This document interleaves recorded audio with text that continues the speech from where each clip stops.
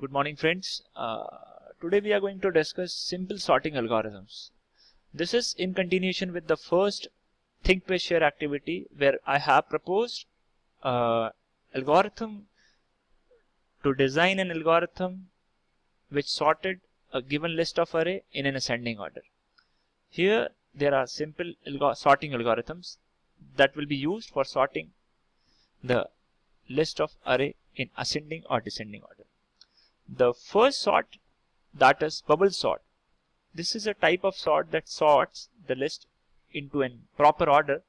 In this sorting, here we are comparing each element with its neighbor to the right. That means starting with the left and moving towards right, what we're doing, we are comparing the adjacent elements.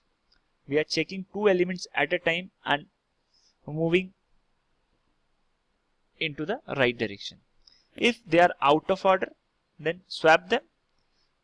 If they are not out of order, then skip those two elements and compare the next two adjacent elements. That is what we have to do is, here we have to compare each and every element. That is, except the last two elements, compare each element with its last neighbor to the right.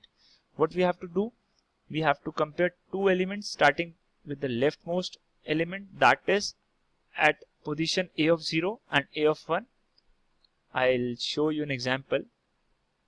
This is an example of 5 elements of integer type.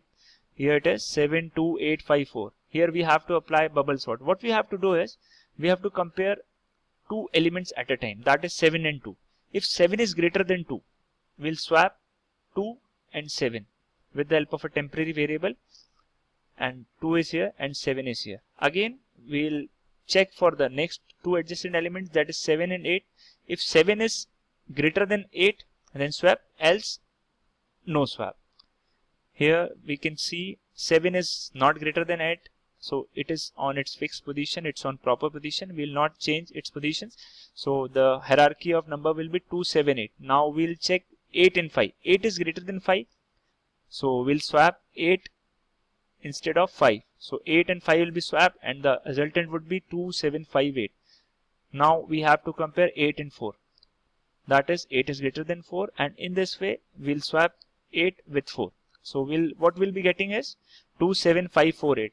The essence of that bubble sort is the largest element of that list is being placed at the last place.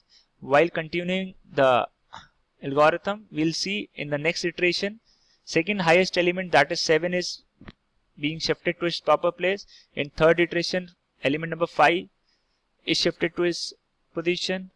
In the next iteration, 4 is on its proper position and 2. In this way, we'll apply bubble sort. Now, we'll see the code for bubble sort. Here it is in Java code that is being written. Public static void bubble sort. Here we have declared an array of n integers. We have to consider two loops. One is outer loop that will count down starting with the last element towards first, and the inner loop that starts with 0 towards outer loop. Let's say we have an element, 5 elements in my list. So this outer loop will be running from 5 to a dot length would be the size of array, that is 5 elements are in my list, and outer greater than 0, outer minus minus, outer greater than 0, that this condition is being checked while inner loop is executed. In the inner loop where we are going for bubbling up, that is moving towards the largest element in the array.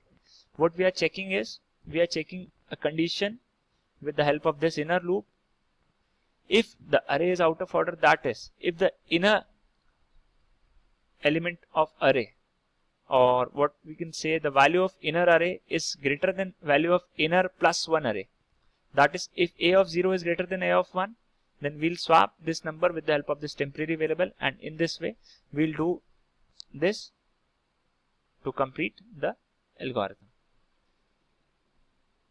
Now this is the analysis of bubble sort, that how much complex my algorithm. The complexity of my bubble sort is order of n square, because I said a dot length is the size of the array and the outer loop is executed n minus 1 times. That is, if you are talking about 5 elements, then it will be executed 5 times, that is from 0 to 4. And each time the outer loop is executed, this outer loop is executed, the inner loop is also executed.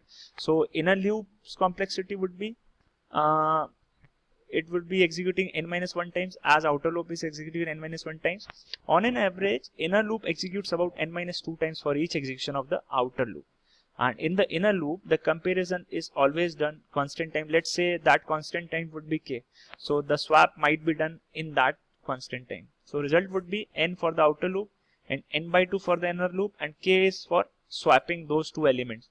And that is order of big O of n square. This is the complexity of bubble sort. Now the next is selection sort. In this, given an array of length n,